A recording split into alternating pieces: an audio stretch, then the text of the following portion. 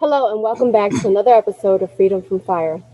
During these difficult times, managing social distancing and making sure that we are following appropriate safety guidelines, Freedom from Fire has embraced a new style via Zoom.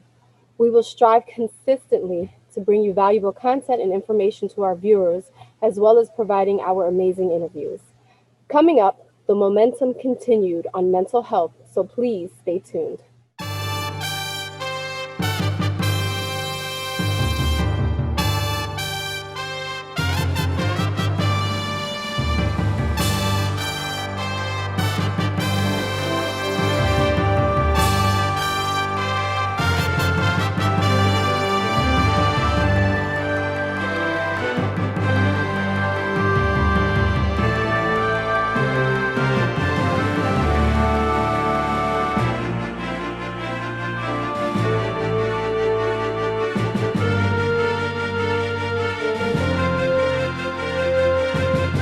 Hello and welcome back to Freedom from Fire.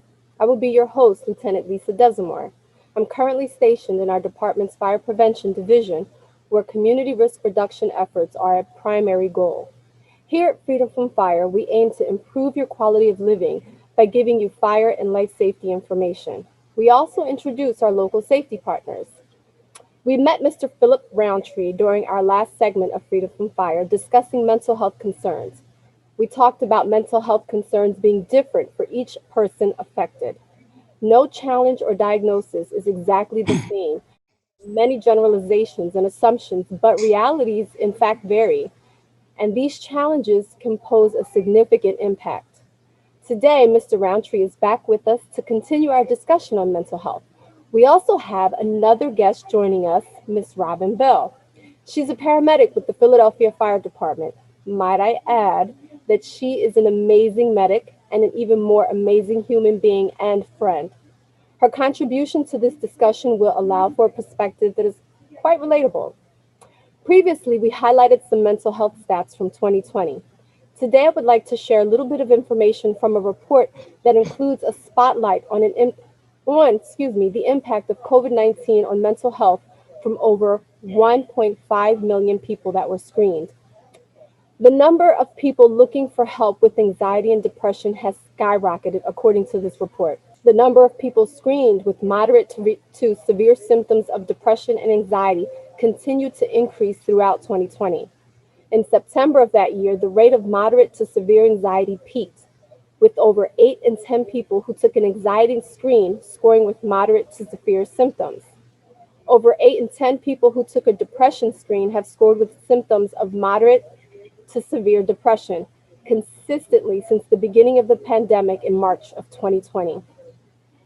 People screening at risk for mental health conditions are struggling most with loneliness and isolation, according to this report. So, without further ado, I would like to officially introduce our guests. Once again, Mr. Phillip Roundtree and Ms. Robin Bell. Thank you so much for joining us. Thank you. I really appreciate having you back, Phillip. And thank you, Robin, my love. Thank you for the invite. Absolutely. Thank you for having me. So, Phillip is the veteran, I'll say. So I'll start with Robin. And what I do with all my guests, Robin, is I have them just basically tell me a little bit about yourself and a little bit about your background. I am a certified EMT paramedic for the Philadelphia Fire Department. I am a 12-year veteran. While on the job, I've had several years of experience as a backup counselor for the Employee Assistance Program. I am founder and president of a women's organization called SIS, which stands for Suffering in Silence. And our goal is to help support women mentally, emotionally, spiritually, physically, and professionally, focus on wholeness and wellness. I'm a ordained minister, and I am now an author, part of an anthology with a group of some great women. The book is called You Must Have Lost Your Mind, which should be available in a few weeks. And it is a collection of our testimonials about overcoming depression. Thank you, Robin. So, Phillip, as you can see, we have another quite established person with us talking about mental health, who's, I think is very fitting that you're here, Robin. The next question, I don't think you touched on this, but I think it's important considering, the bulk of our viewers. What influenced your decision to become a paramedic here in the city? I've always had a passion for helping people. I've always been one of them individuals that would run to a situation instead of away from. Prior to working on the fire department, I worked for two major hospitals, and I would run down to the ER to watch the traumas and the codes come in. So it's just always been something that I was interested in, and I pretty much just love to help people. Because you're a wonderful person. And Thank just to you. put it, you're welcome, babe. So just to kind of put it out there as well, when Robin first got in the department, she precepted. She first was assigned to where I was assigned, which was an Engine 45. So we got a little bit of history. That's why I say, she is a dear friend, and I think justifiably so, an amazing person and medic. I just wanted to shout that out one more time, Robin. Thank you. I appreciate that. And I think you're an amazing person too. Thank you. Really do. Thank you. Let's get into our more of the side meat and potatoes. Well, meat and potatoes is usually the main course, but you get what I'm saying. Um, why? And this is for whoever wants to chime in first. Why is it so vital to be able to effectively manage mental health, just in general, not even just during the pandemic, but in general? You want me to Go go ahead, first, go Phil? ahead, Robin. Yeah, you Yeah, start us go ahead, off, Robin. please. I'll let you go first. um, I think it's important. It helps us to handle stress, and I believe it helps us to live a quality lifestyle. I watched the first segment when Phil was speaking, and he talked about living versus what was the words you used? Living Right, versus thriving. yeah. Yeah, So yeah, sometimes, we're just doing what we have to do, going to work, taking care of what we need to take care of, and we're not living a quality lifestyle. yeah. I think it's important to manage our mental health because we deserve, as Robin was saying, to live a healthy, fruitful, productive life. I think that's it's innate. It's something that we all deserve because we are human and we are alive. And so the better we're able to handle the stress and the adversity and the difficult times, the better off we'll be in living this healthy lifestyle that I just discussed. And it's interesting too, just a quick tidbit to add to that. I think of a like a short. It's a cartoon short from way back in the day, and I want to say maybe Popeye cartoon, but I forget what those folks on that cartoon were actually called. But it was kind of like they were on like this conveyor belt, and it was just looking, in a gaze with no emotion behind the eyes, and it was just, to me, it's the perfect, thing to think of when we talk about just being as opposed to thriving, because you're just being, you're on this conveyor belt, and when you think of a conveyor belt, you don't think of anything as it relates to happiness. You think of something that's just there, and clearly that's not something, especially now during a pandemic, that's not something that, what's the word I'm looking for? That's not something that anybody, I would think, even would want for their life.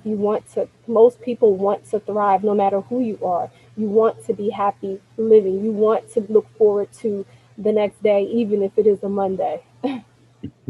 Let's briefly then highlight an individual's well being, an overall well being.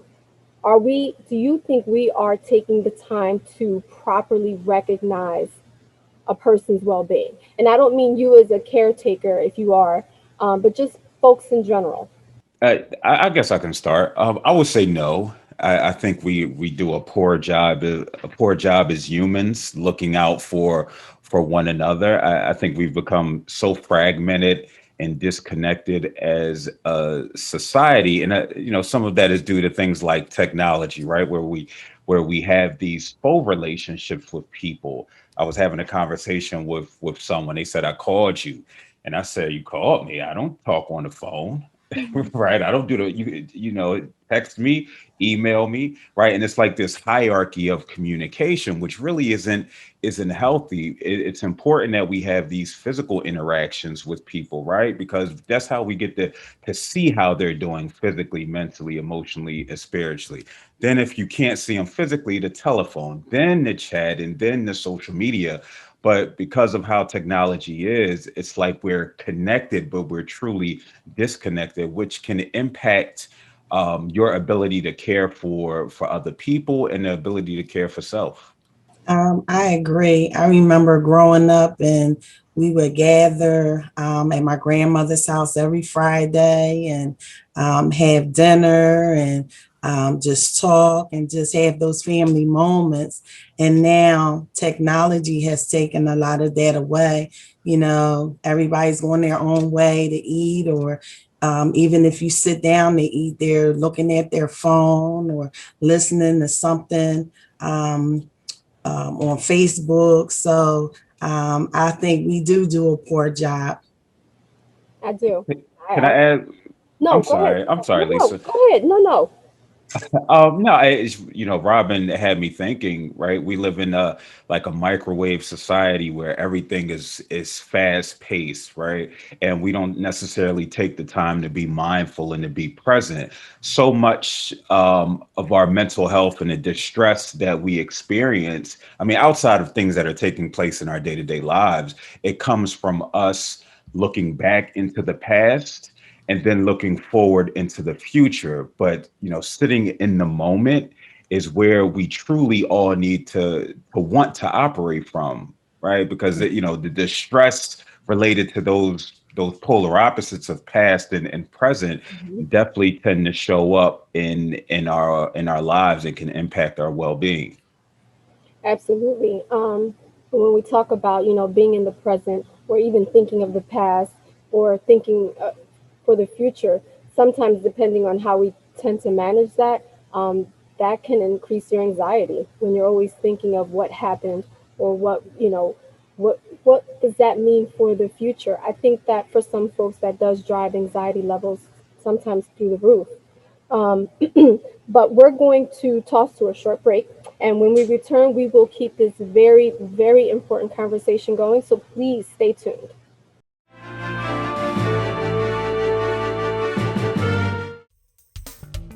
As birthplace to the first volunteer fire companies, Philadelphia is home to one of the nation's premier fire museums. Fireman's Hall Museum displays the city's fire history in addition to promoting fire safety. You can visit Fireman's Hall Museum in Old City at 147 North 2nd Street. Visit firemanshallmuseum.org to learn more, or watch the museum's show, Curator's Corner, on LaSalle TV.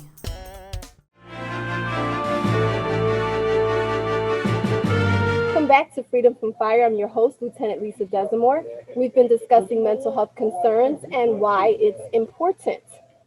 So we're just going to jump right into the second portion of our questions, interviews, however you want to look at it, I'll say.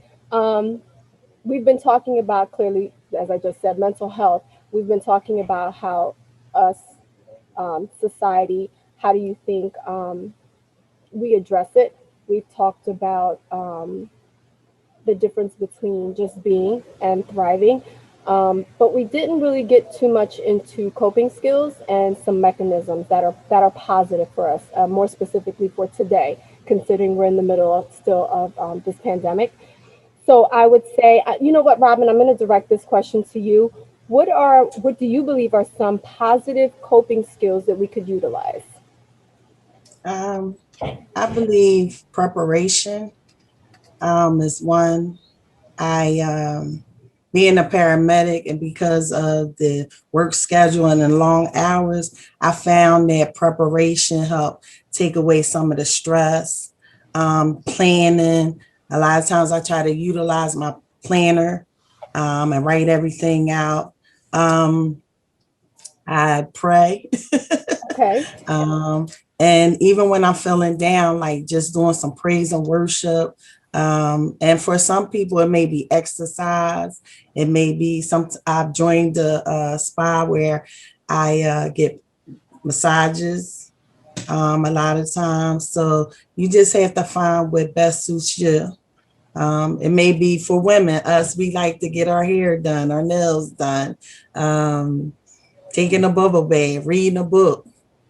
So I hear you. those are some of the, yes, some of the coping skills. And I think it just brings some balance to your life, help take away some of the stress, get your mind off of some things. So, And all of what you just mentioned is pretty good. I mean, I think it's just a matter of finding what works best for that particular person because everyone is different. But anything that is positive that you can, introduce into your life, whether it's new or something you used to do in the past, I think it's pretty worth it. How about you, Philip?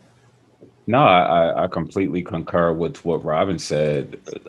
Some things that I utilize is the gym, and I think with the pandemic, I think a lot of people were exposed their coping skills. Why? Because a lot of it might have been outdoors. They shut their gym down for 3 months, and I was sitting there biting my fingers, right? Because I didn't know like what I was going to do. But I was like, you know what? Let me go outside and start running. Oh, people who run aren't dumb, like I once thought, right?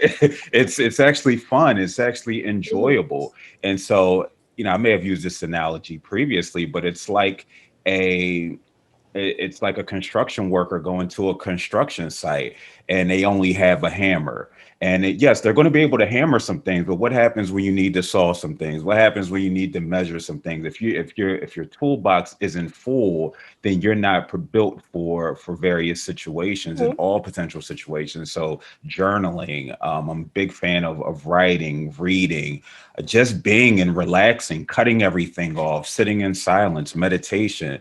So there's so many different healthy, positive, and healthy, in particular, healthy coping skills to help you deal. Absolutely. And I like how both of you mentioned the fact of being outside, being in nature. A lot of mhm. times people just hear it and they you kind of curl their lip up or scrunch their face up and don't really recognize the power in that until you actually really do it. Because you'd be amazed. Just something as simple as taking your socks and shoes off and going in the yard and putting your feet in some dirt.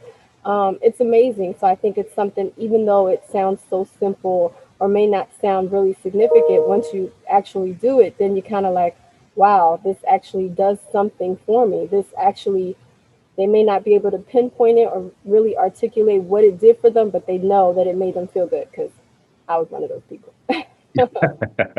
um, do you think, and Philip, I'm going to direct this particular question at you first. Do you think that maintaining boundaries with information intake is useful? Why? Oh, Why? Why not?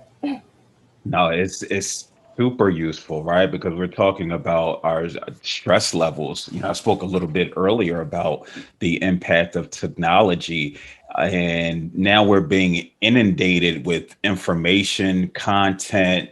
People complaining about their dog. That was me earlier, right? It's just so we're taking in so much, and technology is a relatively new thing, right? Mhm. And so we haven't been used to this just as human beings. And so we're still getting accustomed to it. The downside of it is we are taking in so much. It's impacting our ability to sleep. It's impacting our ability to Mhm. function on our jobs.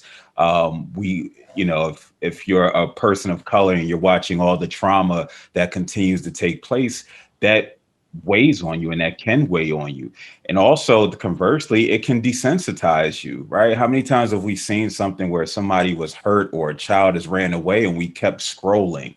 That's not necessarily healthy, right? We're supposed to be all concerned and alarmed, but because we're inundated with it, it negatively impacts our wellness. So we definitely need boundaries. I'm a firm believer in limiting your social media intake, your information intake.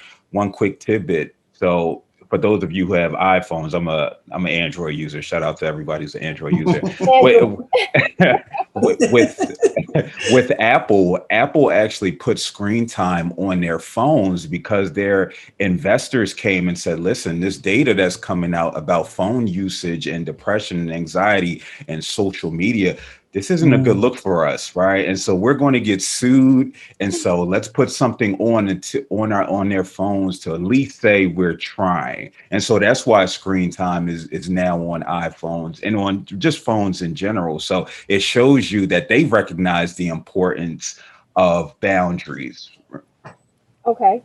Robin, what do you think? What are your thoughts on information? Just piggybacking off of Phillip, as a paramedic again, or even you as a firefighter, our schedule, our families, and just the stress of the job and some of the things that we see on a day-to-day basis, the trauma, all affects us. So we have to set some boundaries. I remember when my partner and I, we used to just sit in the medic unit and just talk before we would go home, because prior to, I used to just go home and go in my room and shut the door because I needed to de-escalate.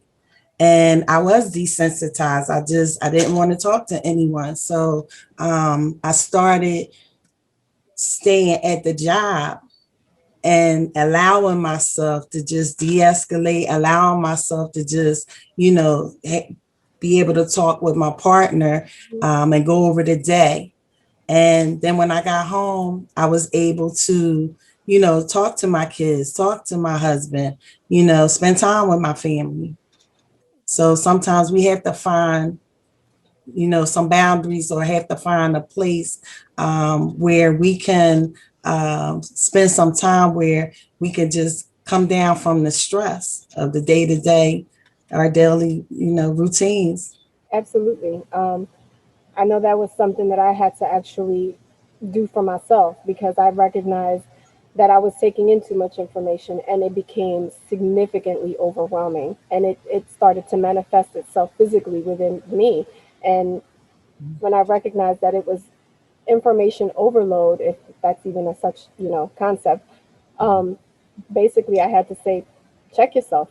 And I think a lot of us really need to recognize and put some measures in place where we can check ourselves, because not everybody got an iPhone and can check their screen time. And I say that jokingly, but I mean in all seriousness, I mean especially with everything that comes at us today, and even when Philip talked about being desensitized, prime example, a lot of the folks on this job, Robin, Yes. firefighters, big time, the conversations that go on. So that's scary. And I don't think, a lot of people recognize that. So very scary. Um, Is- this can I question say comes in. something? Oh, I'm sorry. Go ahead. No, it's very scary because a lot of times when you're interacting with your children and your spouses or significant others, and because of the things that we see on a day-to-day basis, we can become a little cold, I must say. It's true. So, yeah, we can become a little cold. So, And it's true. I mean, like we can't, you and I would be the last one, excuse me, to hide that or even, throw a rug over top of it because I mean, it is what it is, and it's something that I think we need to check, And I'm not saying, this is us standing over top of people and telling them, oh, you need to recognize what we recognize. No, just something where we can present the information and say, listen, this is something worth really looking into. I really believe that. Um, Next question, Philip, I'm directed towards you first. Um, are there warning signs to be mindful of when someone is struggling with mental health issues? Oh, for sure, for sure. First, I want to say I'm about to go over. I'm going to talk about it in a quadrant. So that's emotional, behavioral, physical, and thoughts, right?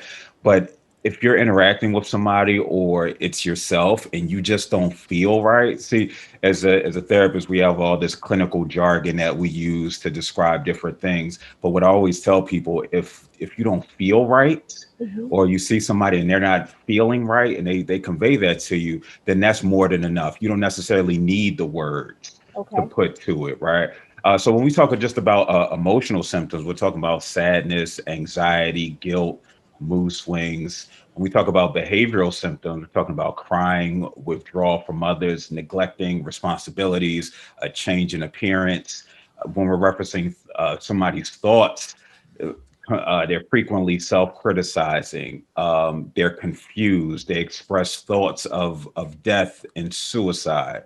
And physical, we have that fatigue, inability to sleep, which I experienced just last night. I was so Mhm. anxious laying in bed. I didn't get to sleep till 3 Mhm. a.m. It felt like 3 p.m.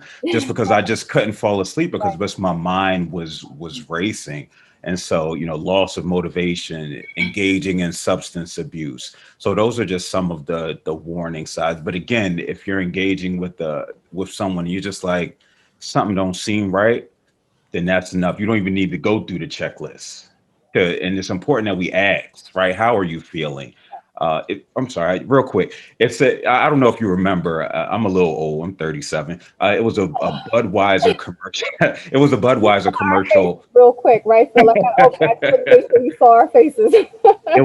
It was a Budweiser commercial back in the 90s, and it was a cowboy. He'll come into the bar, and they was like, "Hey, how you doing?" And he'll go into this entire spiel about his day, and they would look at him like he was crazy, right? No pun intended. Mhm. They would look at him like, "Yo, what's wrong with you? Why are you telling us your entire day?" Because that's how we've become as a society, and maybe we've always been this way, where we ask somebody, "How are you doing?" and we really just want you to say, "I'm good." Mm. Right? Because we don't know how to respond to somebody. Say, well, listen, you know what, this X, Y, and Z just happened. So if you're going to ask somebody about how they're doing instead of just the normal greeting, truly inquire because it means a lot. It does. And Robin, I'm going to ask you to answer that really briefly, not to try to cut you off, but we are running so short on time. So, really briefly, I hate to cut you off, but I really want to hear your input, Robin. All the above of what he said.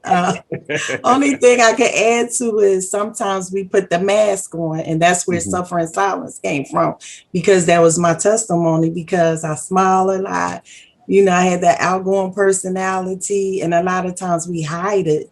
Hmm. We hide what we're going through, and just like you just said, sometimes you have to inquire and really dig a little bit because people mask it.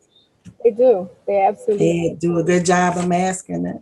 And I like when Phil mentioned when you ask somebody how you doing, a lot of times most folks expect people just to be like, "Oh yeah, I'm good," because that's what they want to hear, and just like they have that sense of, "Well, at least I asked," but really knowing they're not really trying to hear it all. So I think being genuine in that respect goes a long way. It really does.